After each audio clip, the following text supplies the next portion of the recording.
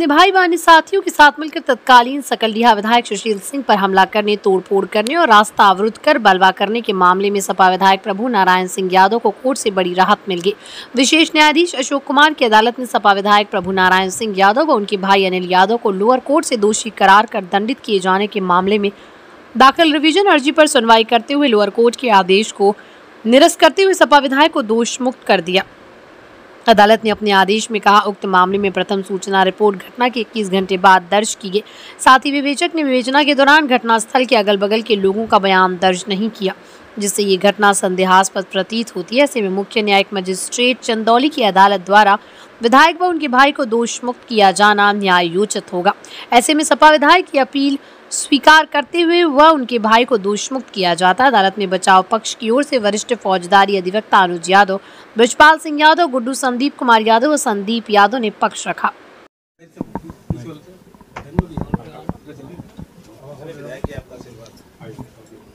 कई बार आपके घर आने की सोचा लेकिन आ ही नहीं पाता था, भूल जाते हैं।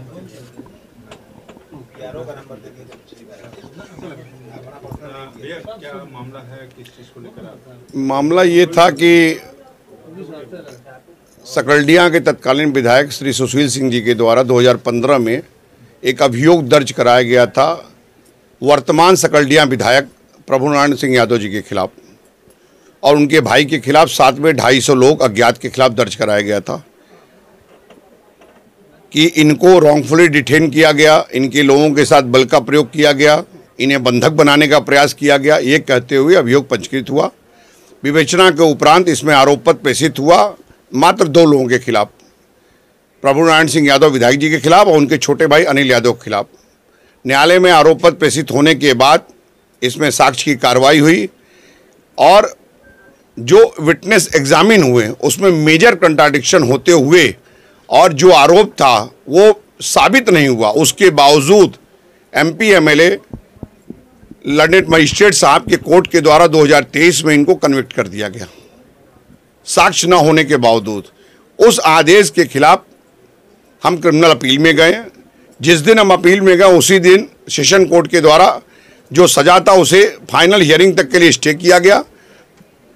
एमपी एमएलए कोर्ट में ये फाइनल हियरिंग की कार्रवाई सेशन कोर्ट में चलती रही और जजमेंट आया जिसमें एमपी एमएलए सेशन कोर्ट ने ये पाया कि लंदन मजिस्ट्रेट साहब ने जो कन्विक्शन दिया था वो बिना एविडेंस के दिया था और जिस बात का कोई एविडेंस नहीं था उन धाराओं में इनको पनिश करने का काम किया था। और लंदन मजिस्ट्रेट साहब के उस आदेश को निरस्त करते हुए ये पाया कि जो एफआईआर था उसके लिए विधायक जी दोषी नहीं है और उन्हें निर्दोष के आधार पर विधायक जी को और उनके भाई को बरी कर दिया गया। क्या लग रहा है कि मतलब सरकार एक तरफा मतलब ये काम की चुकी हुई विपक्ष के नेता हैं तो इसलिए देखिए सरकार सत्ता कहीं न कहीं से जुडिशरी को प्रभावित करने का प्रयास करता रहता है और उसी का नतीजा है कि एक फर्जी अभियोग में आदमी को 10 साल संघर्ष करने के बाद ये साबित हो पाया कि साहब जो एफआईआर दर्ज था उसके लिए हम कल्पित नहीं हैं, हम दोषी नहीं हैं। 10 साल लग गया। तो सरकार के पर भी कुछ आपके द्वारा निश्चित रूप से जो सरकार लगातार कहती है त्वरित न्याय की बात, वो धरातल पर कम दिखता है। हमें लगता है कि जब विधायक जैसे लोगों के मुकदमों के निस्तारण में 10-10 साल लग रहा है तो आम जनता निश्चित रूप से परेशान होगी और त्वरित निस्तारण की व्यवस्था सरकार सत्ता को करना चाहिए।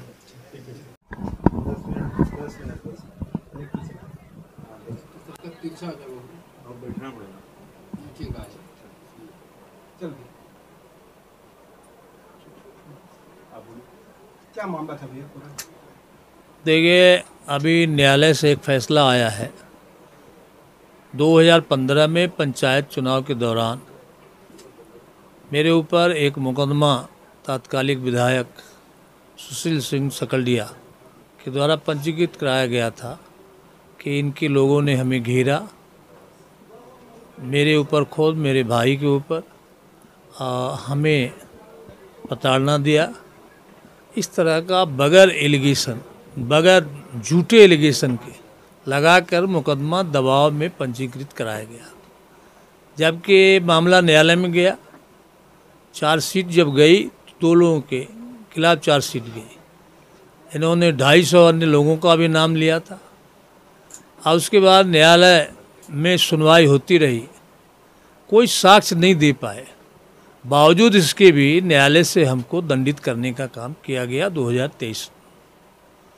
अब उसके बाद हम लोग सेशन कोर्ट गए और फैसला आने के तुरंत बाद तो कोर्ट ने हमें राहत दी, तुरंत स्थगित किया इनकी सज़ा को।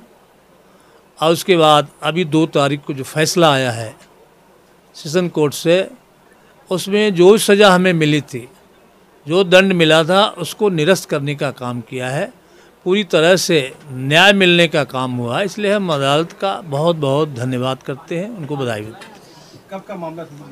ये 2015 में पंचायत के चुनाव चल रहे थे और उस समय ये विधायक थे।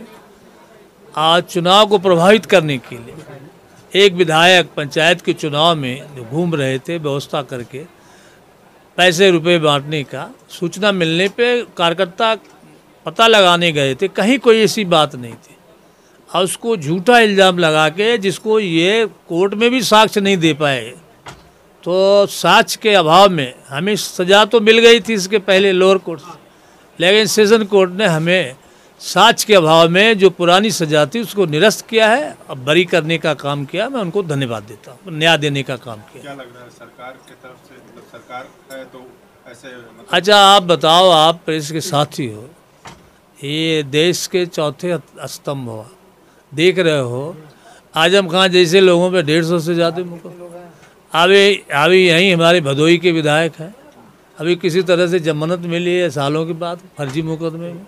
अभी कानपुर का विधायक सोलंकी, क्या उनका कोई गुनाह था? एक साजिश के तहत कहीं न कहीं इनके इशारे पे न्यायालय को भी प्रभावित करने का काम हो रहा था और उसी कड़ी के हम लोग शिकार हुए। लेकिन हम धन्यवाद देते हैं न्यायालय को, उन्होंने कानून के दायरे में रहते हुए सारे साक्ष्य का पूरा परीक्षण कराया। जब कहीं नहीं कोई कुछ चीज़ पाया तो उन्होंने हमें न्याय देने का काम किया। मैं बहुत बहुत धन्यवाद करता हूँ।